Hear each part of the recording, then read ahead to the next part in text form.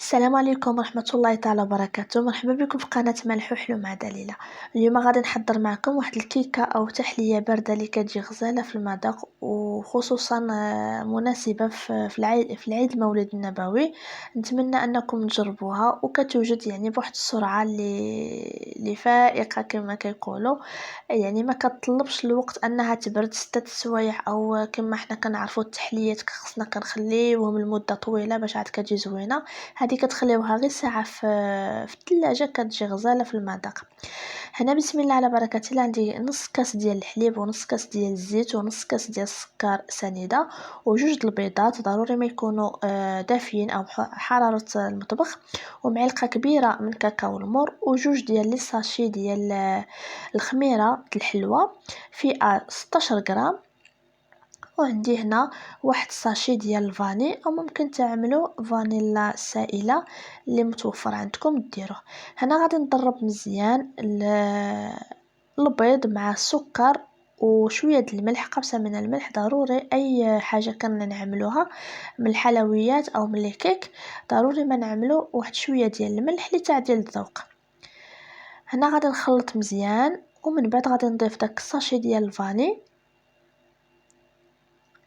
غادي نخلط مزيان. اللي ما عندوش يعني الخلاط الكهربائي ممكن يعمل الخلاط اليدوي ويخلط مزيان حتى ينسجم داك البيض مع السكر، ويذوب لينا السكر، ونزيدو باقي العناصر. بالنسبه للعبار ديال الكؤوس، هنا كيبان لكم الكاس صغير، انا عبرت نص كاس من كاس عنبه وعملتهم في هذا الكيسان، لان ما عنديش كما كيقولوا 3 د الكيسان د عنبه. يلا كنحتفظ بواحد وكنعمل به يعني العبار كامل، وكان نديرو في هذا الكيسان، كنقدمه معكم في هذا الكيسان. هنا غادي ضفت الحليب شويه بشويه وانا كنضرب، ومن بعد كنضيف الزيت كذلك شويه بشويه وانا كنخلط حتى ينسجموا جميع المكونات مع بعضياتها. وهنا غادي نجيب واحد الصفايه. وبالنسبه للطحين غادي نحتاجو تقريبا 6 المعالق كبار من الطحين. حنا اول حاجه غادي نديرو 5 المعالق او 4 المعالق ونخلطو ونشوفو القوام ديال الكيك. الا شفناه هو هذاك يعني ما نزيدوش، وإلا شفناه مازال خاصو يعني واحد الكميه غادي نضيفو واحد 2 المعالق من بعد، لان كل طحين والنوعيه ديالو، كاين اللي كيتشرب كاين اللي لا. صافي هنا غادي درت معلقه كبيره من الكاكاو المر، ممكن تعملوا لي ساشي، انا كنفضل دائما هذا ديال العبار لانك تعملي منه واحد المعلقه فقط يعني كيكون مجهد. هنايا ضفت الخميره وغادي نصفيها مع الطحين،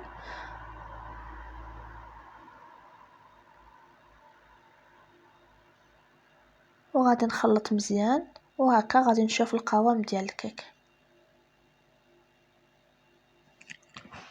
يعني هاد الكيكه كما قلت لكم في الاول يعني كتوجد يعني بواحد السرعه.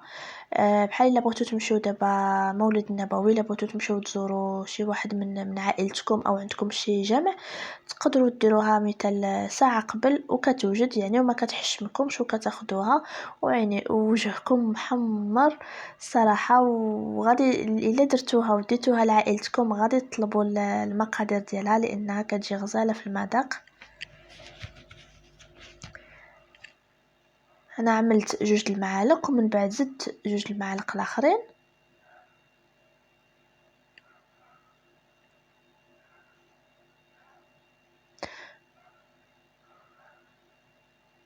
يعني كما كتشوفوا القوام كيكون على هذا الشكل هذا، يعني الخليط ما كيكونش يتقطع. بالنسبه للمول انا عملت المول المربع، تقدروا ديروا اي مول متوفر عندكم. دهنته بالزبده، وانا الكيك اللي كنعمل فيه الكاكاو كان ما نديرش الطحين، كندير الكاكاو.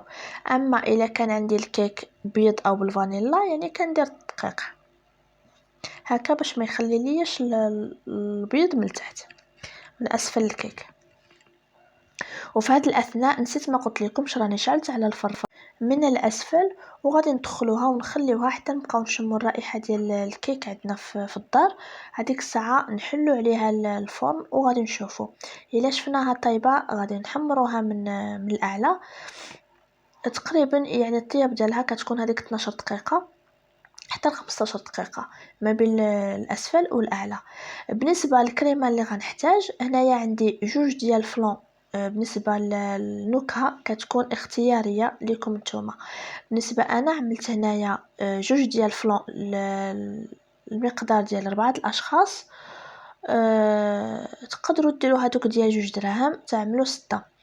هنا درت 2 المعالق من كريم باتيسري، وواحد ياغورت طبيعي، و3 ديال الفرماجات او 3 ديال الجبن كيكون اختياري، ممكن كيري ممكن مثلثات كما درت انا، وديروا السكر حسب الذوق، وغادي ديروا لتر من الحليب.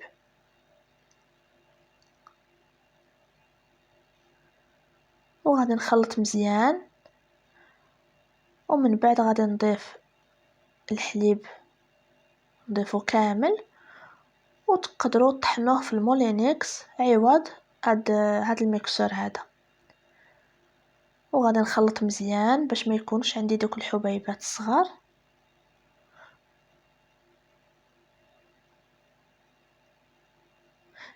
كما قلت لكم فهما النكهات نتوما كيكون على حسب الذوق ديالكم.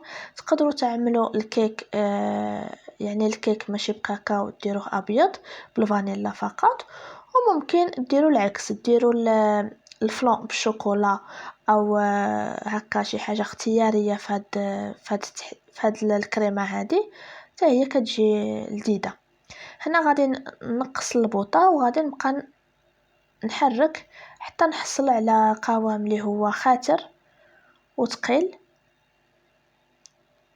هنا من بعد ما طابت ليا الكيكه خرجتها من الفرن، وهنا عملت واحد المعلقه صغيره من نسكافيه او القهوه وشويه الماء، وغادي نسقيها كامله حتى تشرب مزيان داك نسكافيه او داك السيرو. تقدروا ديروا غير هكا شي عصير او شي سيرو، ممكن ديروا السكر والليمون والماء يغلي مزيان وتخليوه يبرد من بعد تسقيو به، حتى هو كيجي لذيذ. صافي هنايا كما شفتوا هذا هو القوام اللي انا بغيت يكون هو هذا. هنا غادي نخلط مزيان باش نشوف الا كان هكا شي تكتلات ديال الكريم باتيسري او شي حاجه، نبقى هكا نخلط مزيان باش نحصل على قوام كريمي.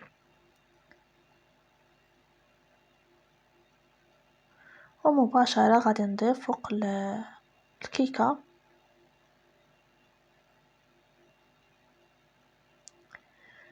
وغادي نساويها مزيان من الجوانب، وغادي نضربها هكا شويه واحد الضربه خفيفه باش تسرح ليا يعني بجميع الجوانب. وتكون هنا خليتها تقريبا ساعه يعني في الثلاجة او على سطح العمل، وخرجتها وغادي نزينها. اكيد التزيين كيكون اختياري كل واحد والطريقه ديال التزيين اللي باغي. انا عملتهم مربعات، في الحقيقه درتهم شويه كبار وانما نتوما تقدروا تصغروهم.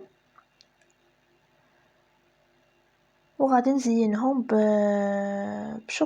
مبشور الشوكولا او بشور الشوكولا.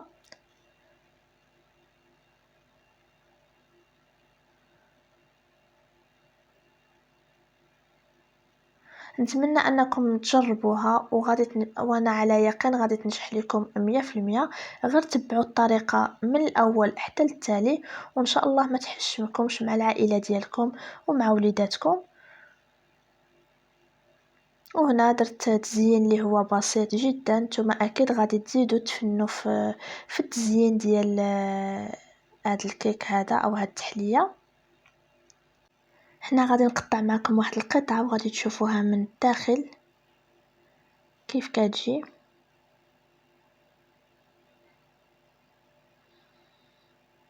هذا هو الشكل ديالها.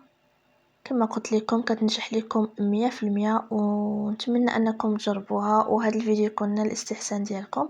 هنا غادي نقول لكم مع السلامه، ان شاء الله نتلاقاو في فيديو اخر مع وصفه جديده. مع السلامه.